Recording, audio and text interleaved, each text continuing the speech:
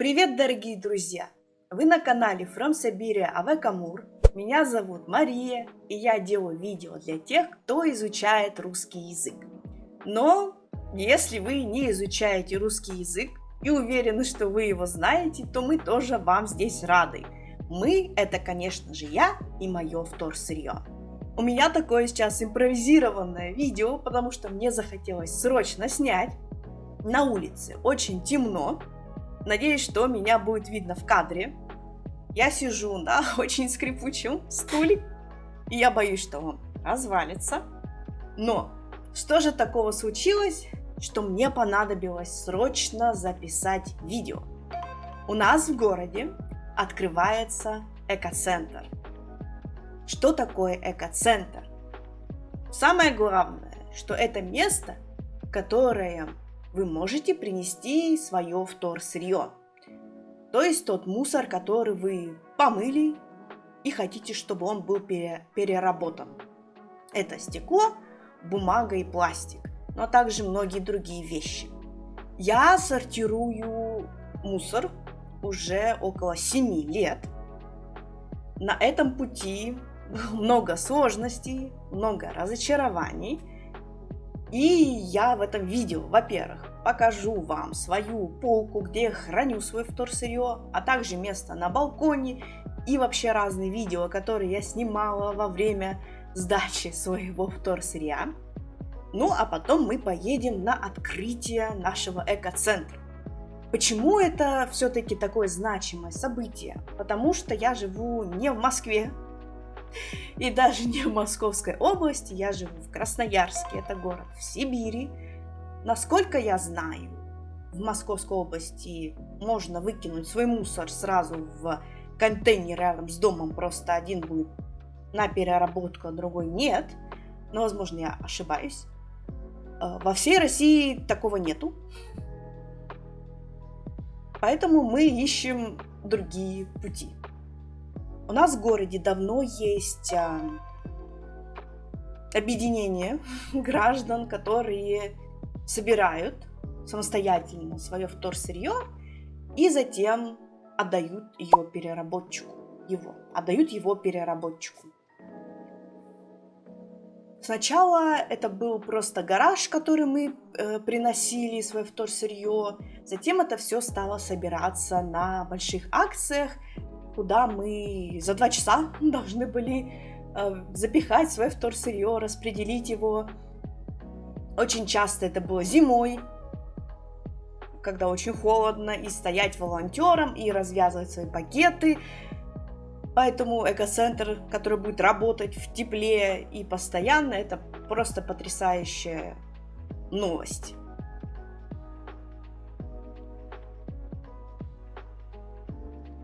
Также не все вторсырье годится к обычной переработке.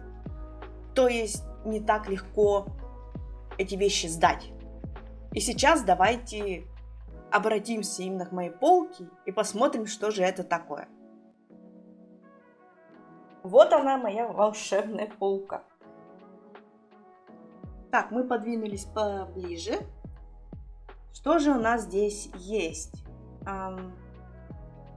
Давайте вытащим немного.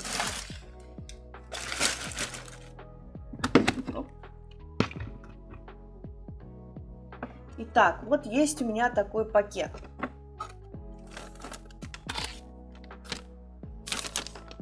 Что же в нем хранится? Хранятся в нем вот такие вот пакеты. Они из пластика, но они не обычный пластик. Здесь, допустим, написано 7. Пакет из-под еды для котов или из-под кофе. Это 90. В общем, это не стандартные пластиковые пакеты, но у меня есть здесь еще 2 пакета.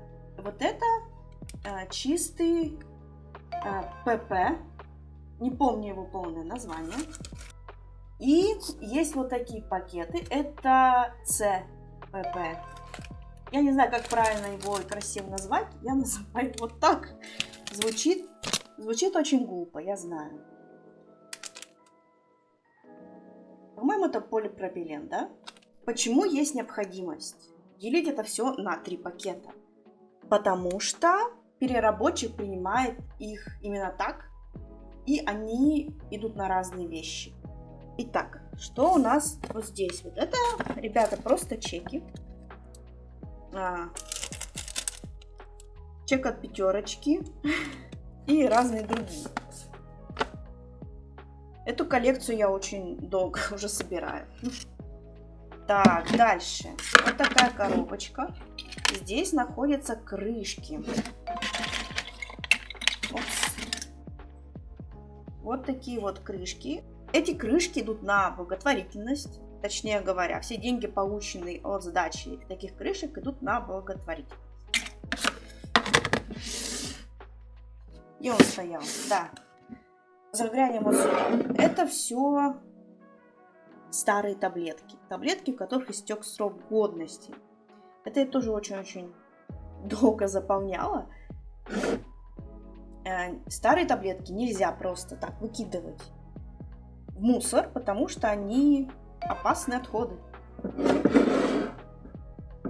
Вот здесь у меня хранятся ртутные лампы, которых у меня еще немного осталось. Это винные пробки. Это винные пробки. Тоже копила очень долго. На самом деле даже иногда отбираю друзей. И одну я даже просто на улице нашла. Так, здесь у меня еще недавно я поставила пакетик с деревянными палочками. Это палочки из-под мороженого. Я не знаю, что с ними делают. Может, их лучше сжечь, не знаю. Здесь немного всякое разное. Принимают вот такие вот пэт из-под всяких конфет, печенек. Принимают также зубные щетки, это мои дедушки. Здесь также то, что относится к лекарствам, старые ампулы. Здесь старые батарейки. Тоже иногда просто нахожу на улицах. И здесь пробка, но она из ЛДПИ. Номер 4.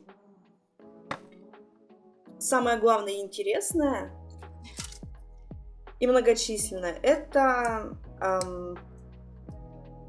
как назвать? Забыла русское название. Это из-под лекарств. И витаминов. Так как мы в моей семье очень много едим витаминов, ну я лично, и разных лекарств, которые постоянно принимают. Видите, как у меня огромный пакет. Вот она такая моя полочка из вторсырья. В Красноярске остаются, получается, эти крышечки, пробки, из которые просто даются людям, которые что-то из них делают, и лекарства, которые мы все сдаем, наверное, в России, в государственную или полугосударственную аптеку. Батарейки собирают всякие разные большие сети электроники, а все остальное за донаты мы, в общем, вся команда волонтеров, которая работает над этим, собирают деньги и отправляют в московский собиратор, иногда еще, по-моему, в питерский, где это все перерабатывают, потому что в Красноярском крае у нас таких заводов нет. Ну, батареек тоже нет у них. Что-то, по-моему, несколько в России, где-то на Урале. Но собирают их, по крайней мере, здесь. Их не надо никуда отправлять, их за деньги отправляют компании. Пока выглянуло солнце, давайте сходим на балкон. Как вы видите, нет немного свалка, потому что зимой сюда никто не ходит. И здесь достаточно грязно. У меня тут стоит всякий картон, который мне надо отнести в багажник машины. Здесь у меня всякая офисная бумага. Свое вторсырье я обычно храню в пакетах. это мягкий пластик. Здесь тоже разные шестерка. Здесь PET пластик. И здесь пятерка. Ну и также разный картон. И там не видно, всякая разная бумага обычная. Вот. Сейчас у меня здесь мало чего есть, потому что я недавно сдавала. Обычно я накапливаю в пакетах и несу хранить это в багажнике. И жду следующей акции. Но сейчас в этом потребности, конечно, не будет, что очень здорово.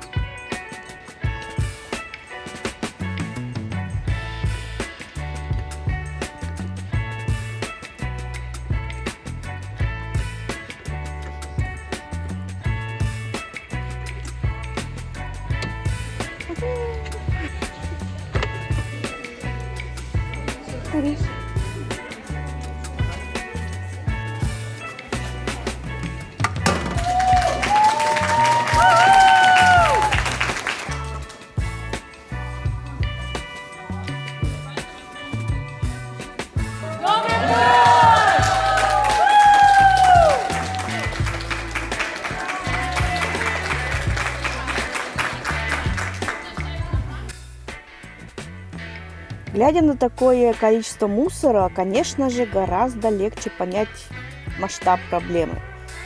Я, честно, уже устала его сортировать, но просто уже не могу иначе. Я стараюсь сделать как можно меньше пластикового мусора и покупать еду в бумажной, стеклянной или металлической упаковке, но мои родственники, с которыми я живу, так не делают, поэтому вторсырья у меня достаточно много.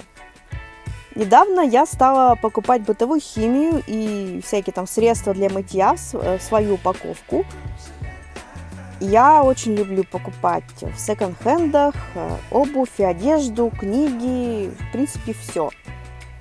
Также у меня есть возможность выращивать свои овощи, что тоже, надеюсь, минимизирует тот углеродный след, который я оставляю, когда езжу на своей машине.